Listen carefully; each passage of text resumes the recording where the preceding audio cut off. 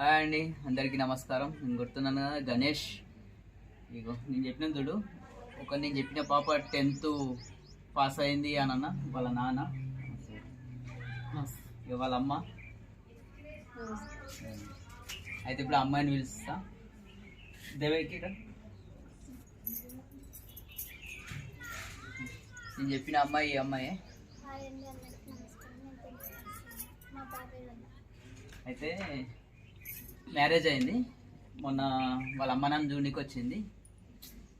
ఎక్కువ ఏం తెలియకపోతుండే, కాకపోతే ఏం చేసిండు అంటే, చెప్పు నువ్వు నా దగ్గరికి ఎందుకు పంపినా వాళ్ళకి చెప్పు. గట్టి చదువుకోనికి పంపాను. తెలివితేటల కోసం అవన్నీ కొంచెం చెప్పు.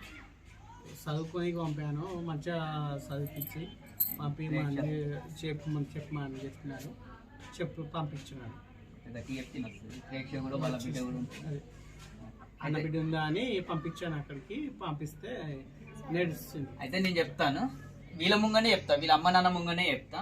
ఆమె కూడా వస్తాడు చూడు, వీళ్ళ అమ్మ నాన్న ముంగనే చెప్తా. ఈమెకు ఏమి కూడా వచ్చేది కాదు స్టార్టింగ్లో. అన్న, ఈమెకు కొంచెం నాలెడ్జ్ అనేది నువ్వు పెంచి, మీ బిడ్డ ఉంది కదా కొంచెం చదువు వచ్చేలా చూడన్నాను. ఆడికి తీసుకెళ్ళిన తర్వాత మీకు చెప్పినా కదా, ఎంత మొద్దుగా చదివిందంటే అంత మొద్దుగా చదివింది. ఏది రాదు అనే చెప్తే నేను ఎంత టార్చర్ పెట్టినా. నేను డ్యాన్స్, ఎక్సర్సైజ్ వస్తుంది ఆమె కూడా. ఎక్సర్సైజ్ ఏడ్చినా లేదా సార్. ఇక కొన్ని భయంకరమైన విషయాలు చెప్పిన, నిన్ను అట్లా చేస్తారు, చదువుకుపోతే ఇట్లా చేస్తారు అని చెప్తే ఒక రాత్రి లేసి చదివింది. అప్పుడు ఈమె పేరు ఈమెకి రాని టైంలో మొత్తం ఇప్పుడు వాళ్ళ అమ్మ పేరు, వాళ్ళ నాన్న పేరు మొత్తం చాలా బాగా రాస్తుంది. అటువంటిది నాకు 10th పాస్ కాదని ఒక డౌట్ ఉండే, చూసినది కాబట్టి.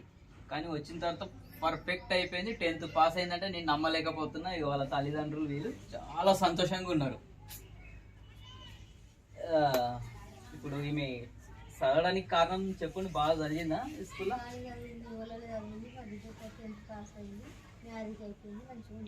మంచిగా ఉంటుంది. ఇక ఆమె ఎంతగా అంటే అంత ఇదైపోయింది. కానీ మరి ఇంటర్ ఎందుకు చదివిస్తలేదు? నేను చదివిస్తాను మళ్ళీ వాళ్ళ ఆయన చదివిస్తాడంటనా? అయితే ఇప్పుడు వీళ్ళ చిన్నగా ఉన్నప్పుడు కూడా వీళ్ళు కూడా నీలానే ఉండే, ఏం తెలియకు. వీళ్ళనే అడుగుతా డైరెక్ట్, తెలియకు. అంత బాగా నువ్వు నాలెడ్జ్ పెరిగి ఒక ఇల్లు కట్టుకొని ఇంత సెట్ కావడానికి కారణం నువ్వే. చెప్పు డైరెక్ట్. అప్పుడు ఎలా ఉండేవాడివి, ఎట్లా అయిపోయినావు? వీళ్ళకు కూడా, వీళ్ళ అంటే ఈమెకు కాదు, వాళ్ళ అమ్మకు కాదు, వాళ్ళ అమ్మ రాసినందుకు ఈయనకు సేమ్ ఈయనలాగానే లోకంగానం తక్కువ ఉంటే, అరే ఇలా బతకాలి అది ఇదని డెవలప్ చేసి ఇంతవరకు తీసుకొచ్చిన. ఇప్పుడు వాళ్ళ అమ్మాయిని పంపితే చాలా పర్ఫెక్ట్గా అయిపోయింది. ఇంకా నేను చదివిస్తా అని చెప్తూ కూడా వాళ్ళ ఆయన చదివిస్తాడు అని అంటారు. మరి చదివిస్తాడా? ఇప్పుడు ఈ అమ్మాయిని చూపించండి. ఇగో ఈ అమ్మాయి వీళ్ళ చెల్లె. ఇప్పుడు నీ పేరు రాంపేట స్పెల్లింగ్ తెలుసా? చెప్తే రాదు. ఏదైనా ఇంగ్లీష్లో పేరు చెప్తే రాస్తావా? రాదు. ఈమె ఎలాగుండే, ఈమె అలాగుండే. కాకపోతే ఇప్పుడు ఈమెను కూడా ట్రైనింగ్ చేయాలని నేను అనుకుంటున్నాను. ఇక చదివిస్తుంది.